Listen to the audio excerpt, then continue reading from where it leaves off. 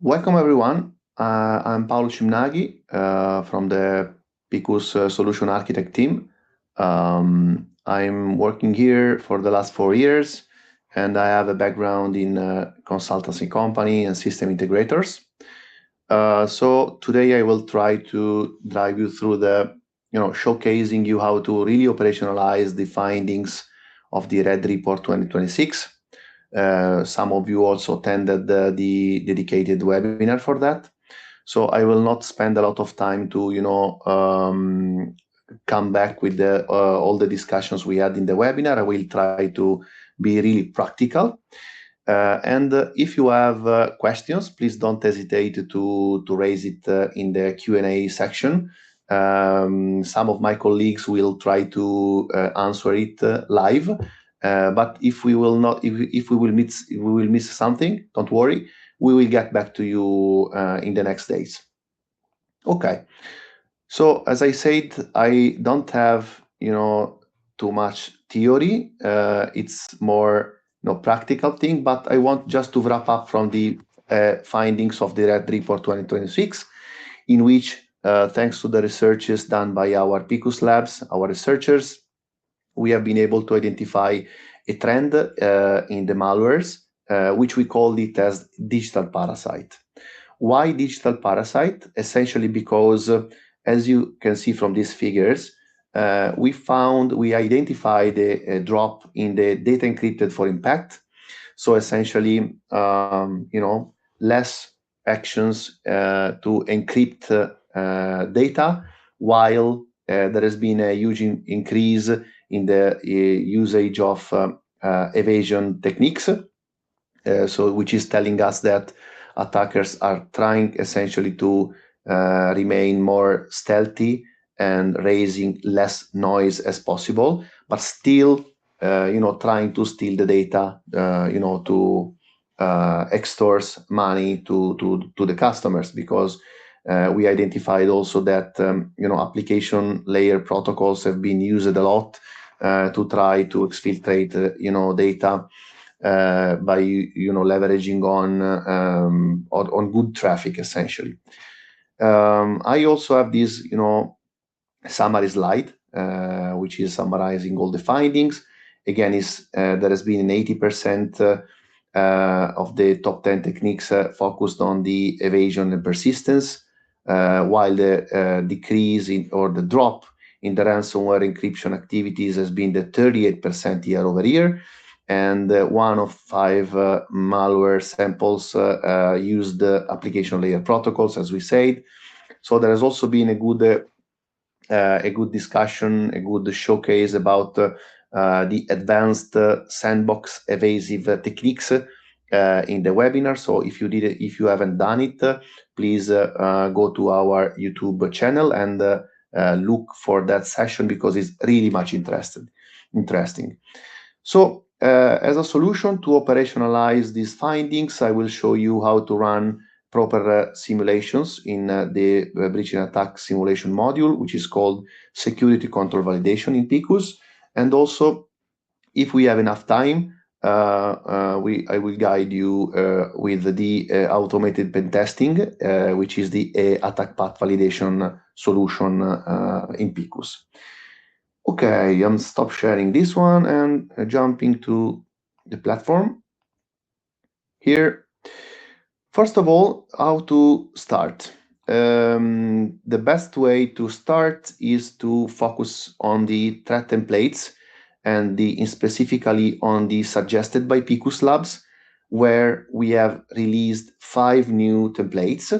The first one is top 10 attack techniques, really focused on the techniques. So with only 16 threats composed of 309 actions, you will be able to validate your controls, your security controls against these techniques.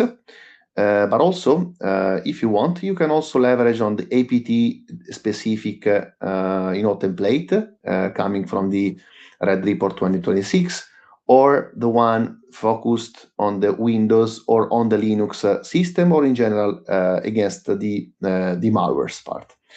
To execute it will be enough to select the 3 dots, click Simulate Template, select the agent, and execute it. I already done it because it requires time. And in fact, in my simulation list, you can see here, there's a simulation executed by me on this machine, which is called CANS. That is my victim agent. I have executed the template called Red Report 2026 Top 10 Attack Techniques. And I also, wanted the support from the detection systems, detection and remediation system in case of the EDR, which is CrowdStrike in my case, and from Splunk.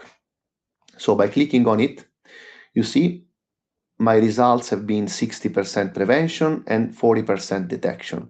So I have been able to prevent the 60% of all the attacks executed in my victim agent, and out of that, 40% have been also detected.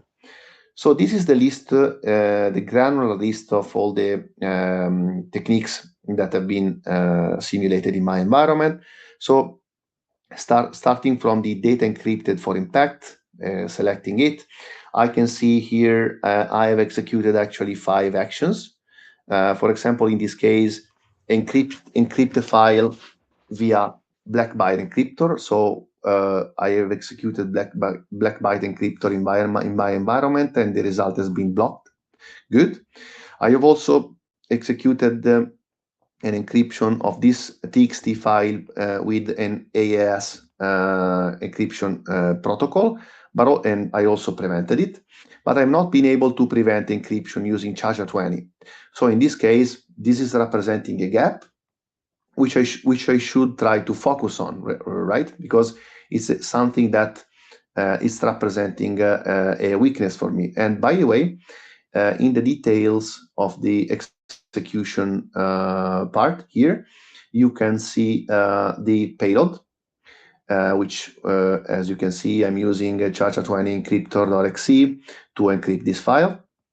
And if you want to deep dive, you will also be able to download the files and to inspect it, very in detail.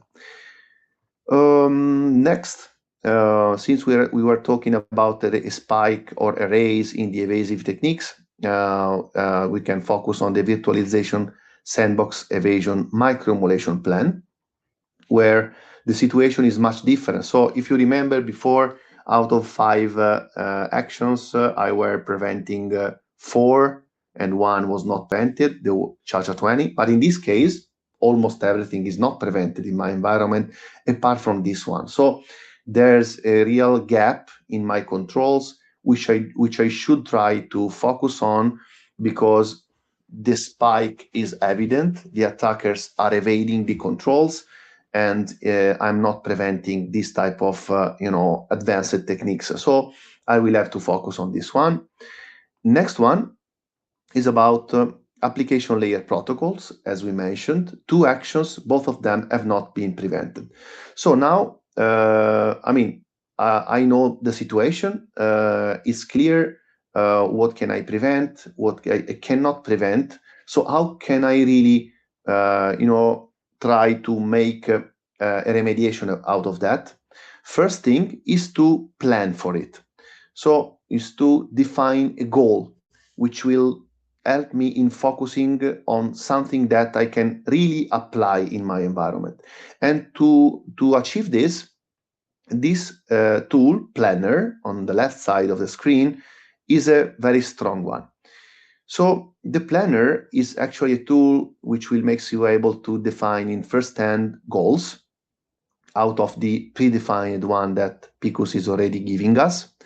I've created custom goals. For example, this one, EDR remediations. I called it as EDR remediations simply because I can filter by detection gap. So I would like to identify all the action which have not been generated any detection in my EDR. Then I focus this filter on a specific simulation. That is the one I just shown you in the other screen, Red Report 26 Top 10 Attack Techniques. And lastly, I will filter furtherly on CrowdStrike, because I would like to see all the custom rules that Picus is providing me to allow me to increase furtherly the alerting capabilities of my EDR on this system. Apply. I saved it as a new goal, but in this case, I will simply apply for it. So in that simulation, the top 10 attack techniques from the Red Report 2026, I have 13 findings which can be somehow remediated with the help of the custom IOA for CrowdStrike.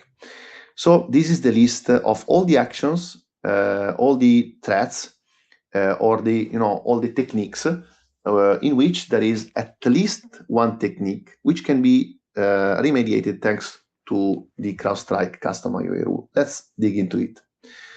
If I click on the application layer protocol here, the detail it's opening, and this type of technique is actually composed of these two actions, where both of them doesn't have any alert, as you can see, but both of them are pertinent with the goal which I have selected. So for both of them, I will have the possibility to actually leverage CrowdStrike custom IOA rules provided by Picus to first trigger an alert the next time this type of action or any let's say any indicator of this action is identified in my environment, and then consequently I will be able to make a prevention for that.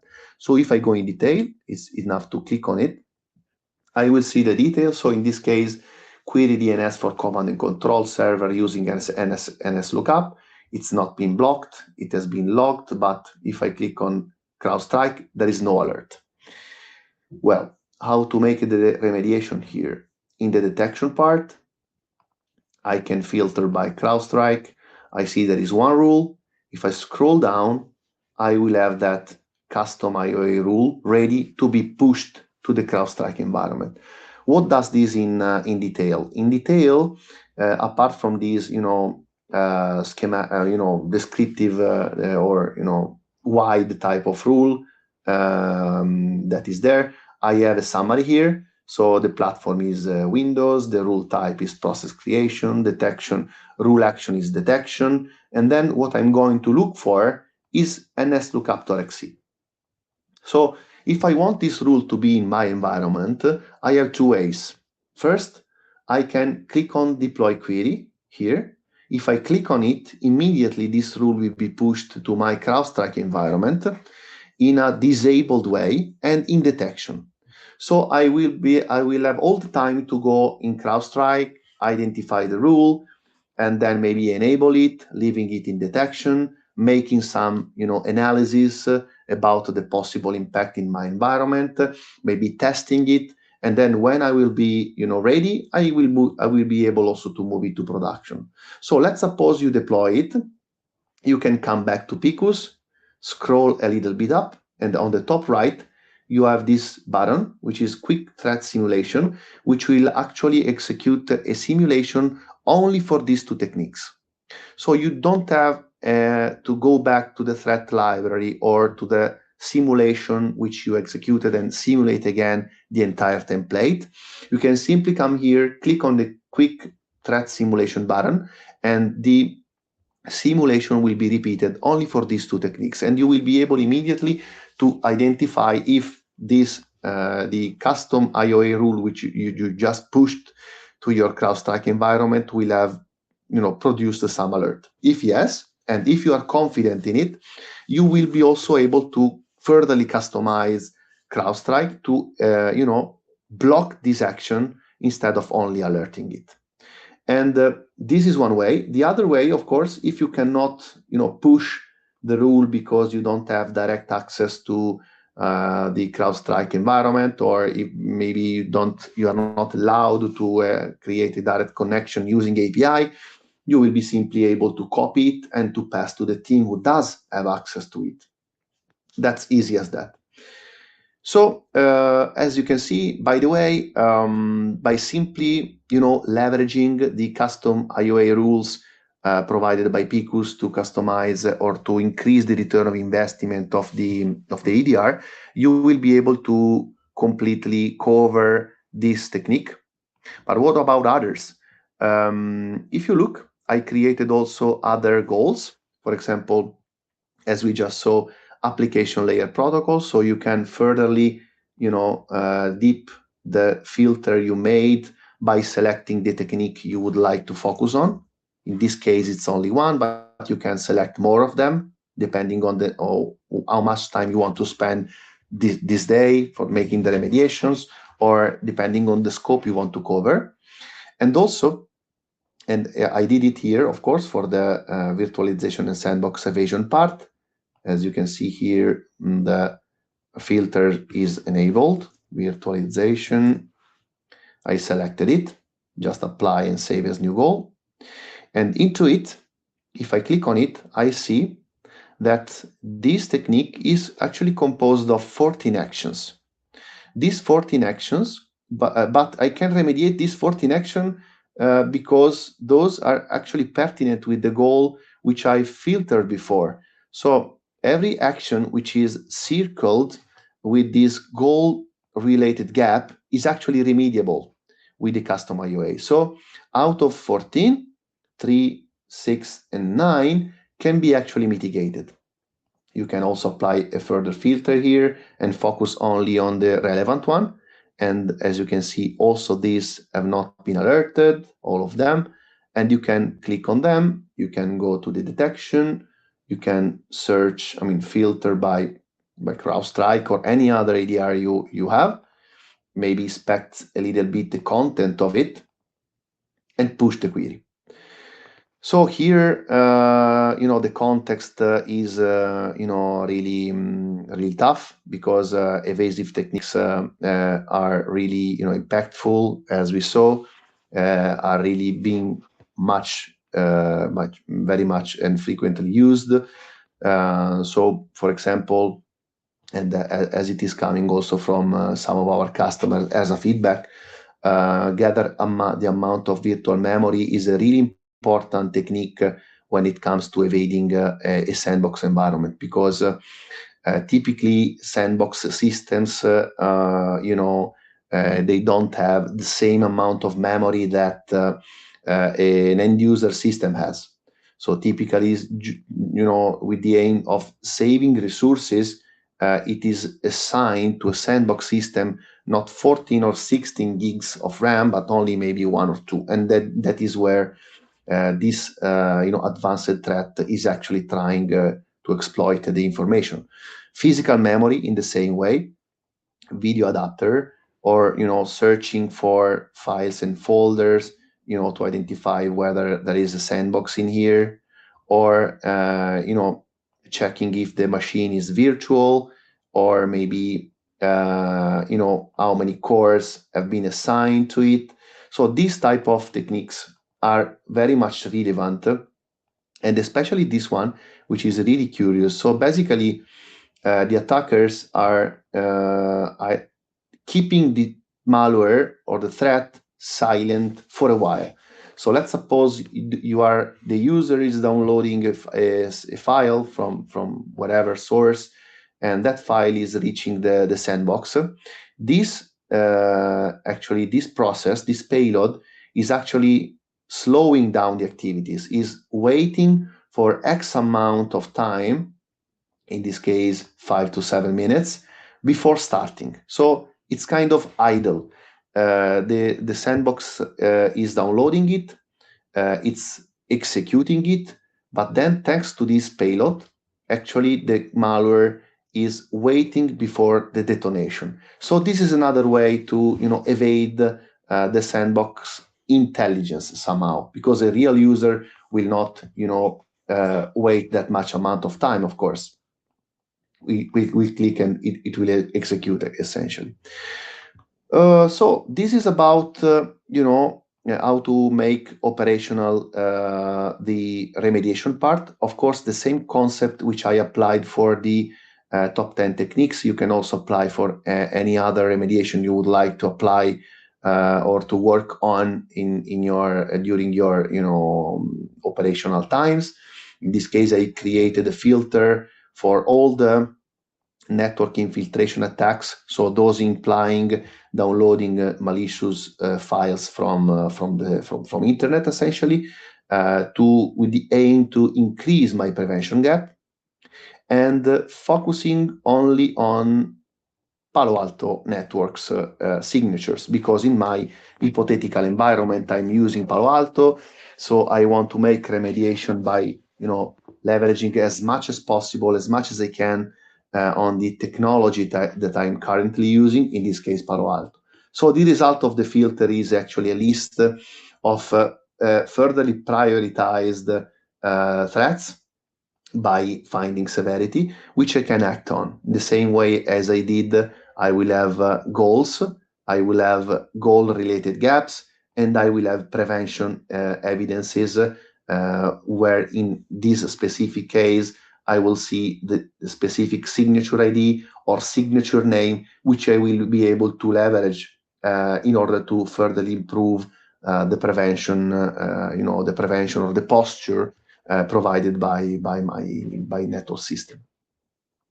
So let's suppose I spent a lot of time in making this remediation, so pushing the rules, then enabling the rules, checking the results, and so on.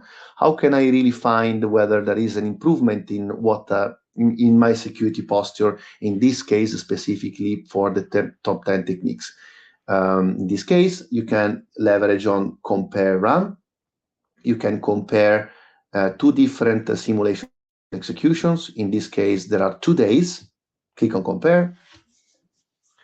In the comparison, you will have all the details for the simulation executed 1 day and the next day, like I did.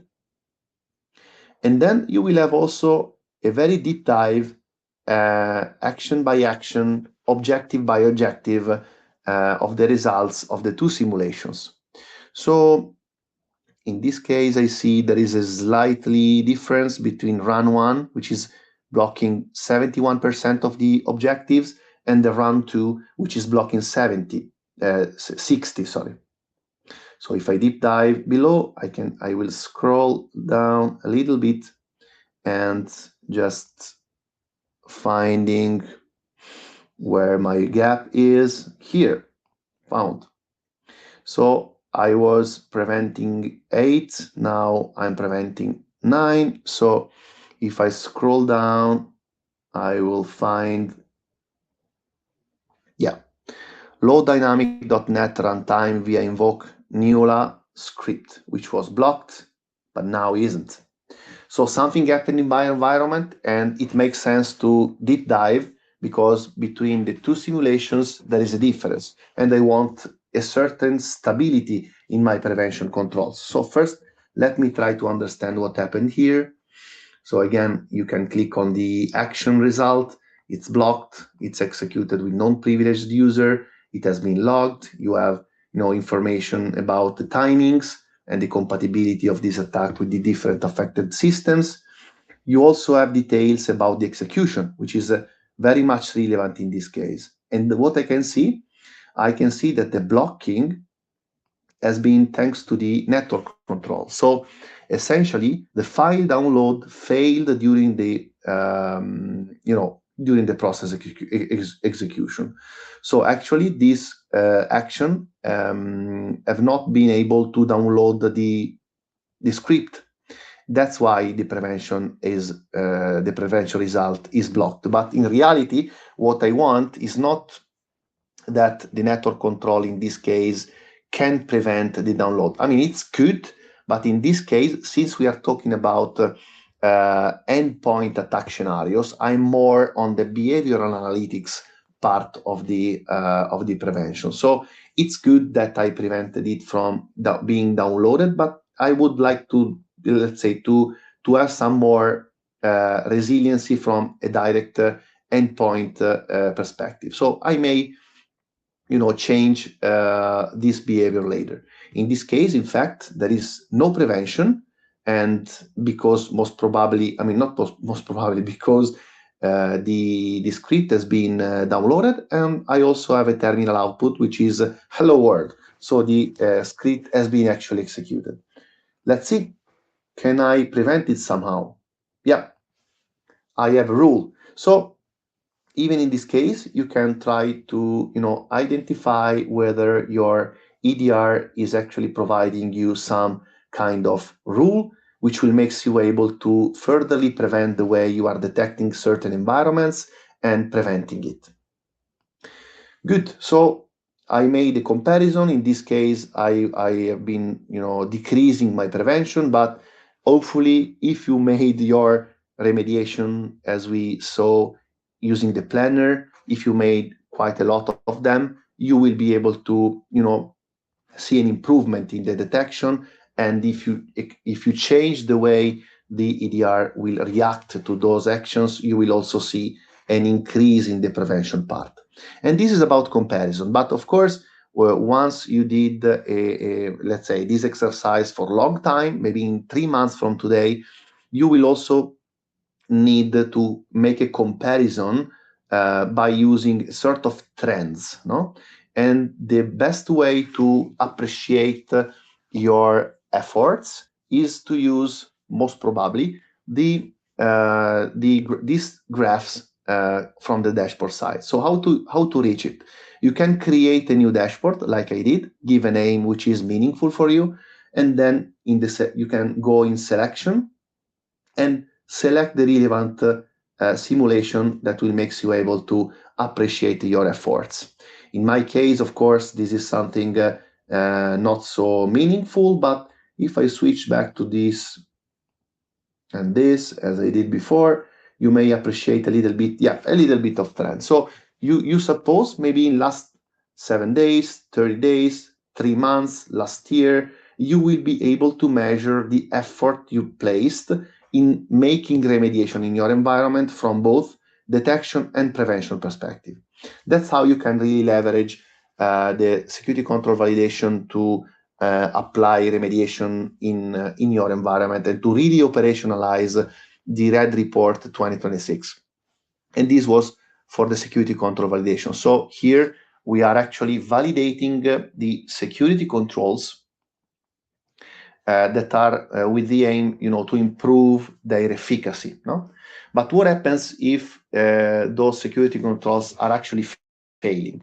Well, in that case, the best way is to try to validate your environment from an assumed breach perspective. And in this case, one of the most powerful tools to do that is the automated penetration test, where in Picus we call it as attack path validation. So attack path validation is a platform, is a module, is a tool that you can leverage to execute attacker behavior in your environment from an assumed breach perspective. You can start, I will give just a brief overview on how to start a simulation here, but I will then quickly go to simulation with some results so you can really see the benefit of it. So you can create simulation button here, and you have 3 options. You have red team assessment, in which the simulation will be started from a compromised user session on a machine.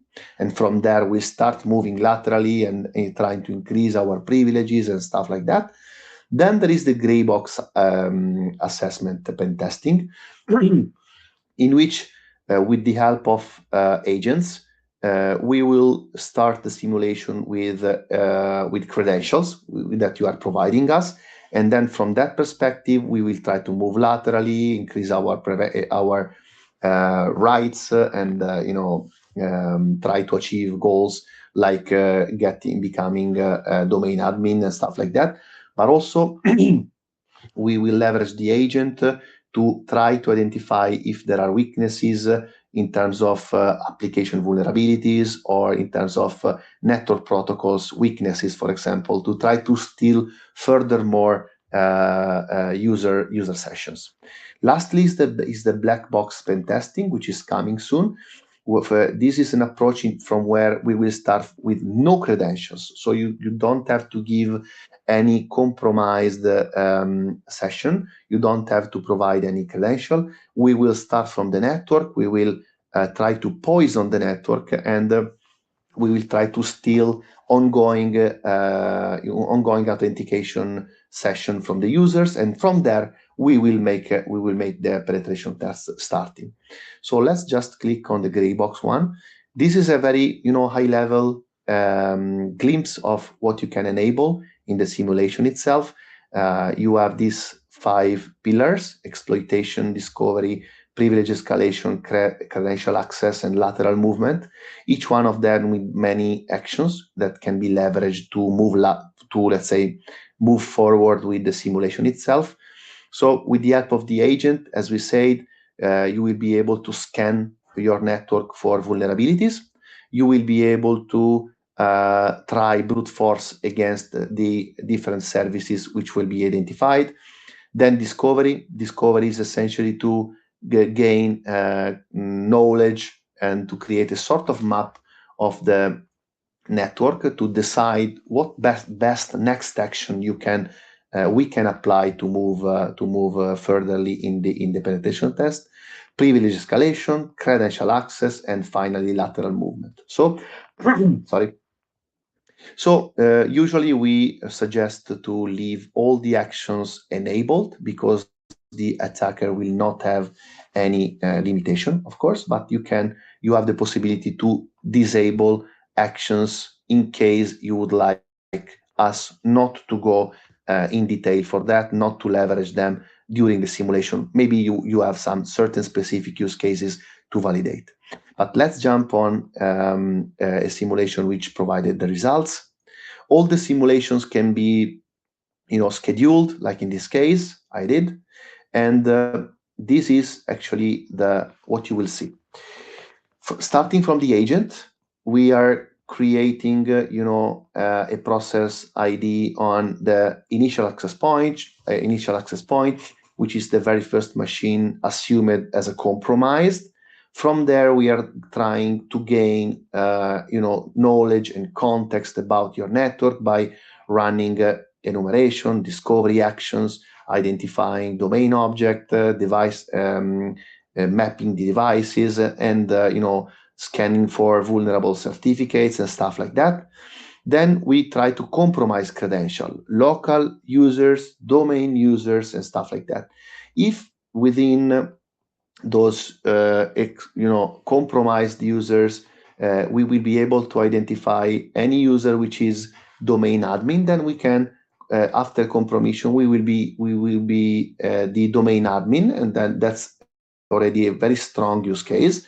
If not, we will try to continue, maybe leveraging certain vulnerabilities like the certificate one to try to elevate the privileges of any user that we have compromised to become again domain admin. If not, we will try to move laterally, as we did in this case, and doing the same. So the exercise continue until the timeout that you configured previously is actually over. As I was saying, another important part is also network poisoning. So from the agent, we will try to staying, let's say, listening to the network protocols. We will try to poison the network in which the agent is located, and if there is any authentication session happening, we will try to position ourselves in the middle, stealing maybe NTLM, acting as NTLM relay, for example, and we will try to steal the credential of the user which is trying to authenticate in that session. And also, by scanning for vulnerabilities, we will try to identify if there is any vulnerable software to be exploited for further actions, let's say so. So, given that, the results is a list of exposures, like in this case, where you can see vulnerable Active Directory certificate authority. For example, we have proof, so exactly what has been exploited, and mitigations, so step-by-step guidance on how to make a mitigation or a remediation about this.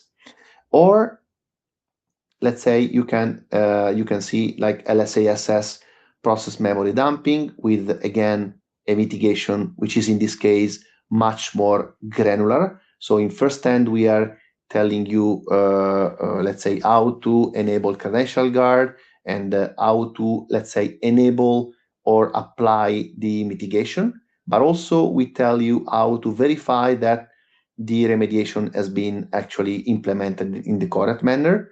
And for certain actions, as you can see, there is a retest part. So without needing, let's say, without re-executing, in this case, an SMB signing configuration weakness exploitation, without re-executing the simulation from scratch, you will be simply enabled to execute the retest. So it will be very quick, similar to the planner part. You will be able to retry an exploitation of these very specific exposures. So this approach is actually, another way in an assumed breach type of approach to identify whether a malware which is taking over your, effective your prevention and detection controls on the perimeter side, how and if it will be able to actually move laterally and gain control of your network. I think this is it. So thanks everyone for your time. I hope this session has been helpful. Please don't hesitate to reach out to us for demo request or to go furtherly in a furtherly deep dive into the platform and all the features that our platform has. So thank you so much, and have a good day.